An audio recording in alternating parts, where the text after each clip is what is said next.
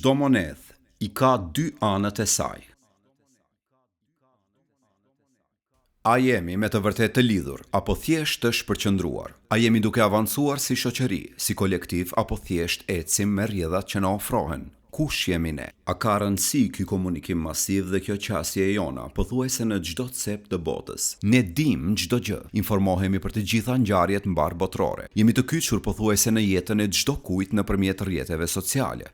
Është kjo e rastësishme apo erdhi si evoluimi i komunikimit njerëzor? A duhet dhe pse do të duhet të vazhdojmë të komunikojmë dhe të zhvillojmë komunikimin ton në nivele më të larta? Cili është komunikimi primar për ne? A është ai kombëtar apo global? Duke hyrë në një epokë të re të strëmbushur me teknologji, luks, mënyra të ndryshme të zbavitjes, rrjete sociale e forma të ndryshme të komunikimit, është shumë lehtë të humbim drejtimin ton në një botë të stërmadhe, siç është kjo që e shikojmë. Dhe shumë natyrshëm do të pyesnim veten një ditë se kush jemi ne dhe cili është identiteti ynë. Rrjeti i internetit ka bërë që shoqëritë të zhvillohen me ritëm të shpejtë, por njëkohësisht edhe ka krijuar huti nga informacionet e shumta që marrim. Po ashtu, teknologjia di edhe të na mbajë të magjepsur për periudha të tëra, duke krijuar varësi serioze ndaj po këtyre preokupimeve të bukura me të cilat jetojmë në përditshmërinë tonë. Nëse ndalemi dhe analizojmë, do ta shikojmë që e tërë bota jonë është e lidhur me vegla teknologjike. Çdo prekje dhe kontakt me realitetin ne e bëjmë nëpërmjet këtyre pajisjeve, siç janë telefonat e mençur dhe pajisjet e ndryshme teknologjike që dita ditës po ndryshojnë funksionimin ton. Shpejtësia e informacionit ka arritur pothuajse në kulmin e zhvillimit të saj. E tërë bota jonë dhe gjithçka që dim tani shtrihet në një kuti, në një aplikacion, në një media sociale. Kjo sa fuqishëm na informon, aq fuqishëm edhe na dezinformon, manipulon, josh dhe dezorienton. Adoleshentët, të rinj dhe fëmijët janë kategoritë më të ndikuara, më të magjepsura, më të dalldisura. Në moment kur hiqen këto pajisje, një pjesë të rinjve tentojnë të bien në depresion. Jeta e tyre nuk ka kuptim më. Një çast që do të duhej të ishte i qetë dhe me fokus të caktuar, shndërrohet në siklet, ankth, pasiguri dhe pa mundësi për të funksionuar. Bota pa teknologji do të ishte e pa kuptim, por njëkohësisht një gjendje pa prezencën e saj do të na rikthente prekjen me kohën reale, me tingujt e botës së gjallë rreth nesh. Do fillonim të dëgjonim njerëzit me më shumë vëmendje. Do bëheshim më social në komunikime të drejtpërdrejta, që në vetvete kanë edhe elementin e gjallërisë. Teknologjia, monedha me dy anë, shpata me dy tehe, tashmë është pjesa e jetës sonë.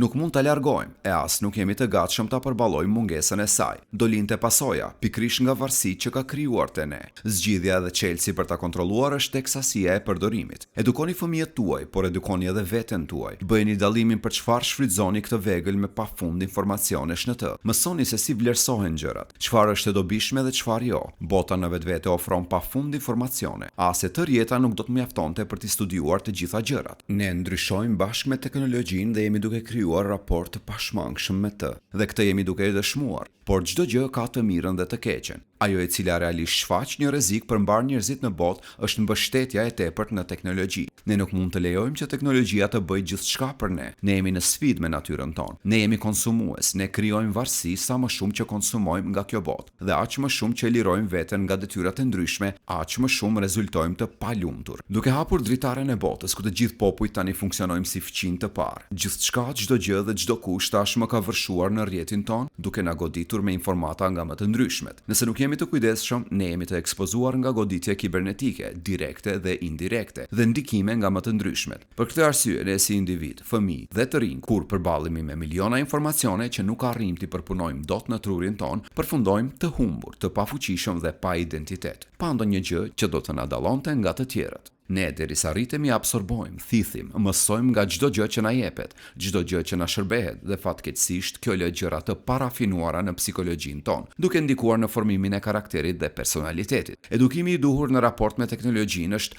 më së i nevojshëm për ne në këtë kohë. Institucionet dhe arsimi janë një nga faktorët që mund të ndikojnë në rritjen e duhur të brezave të rinj, po ashtu edhe shoqëria dhe familja. Këto janë tre faktorët kyç që ndikojnë në formimin e gjeneratave që do të trashëgojnë shoqëritë tona në të ardhmen.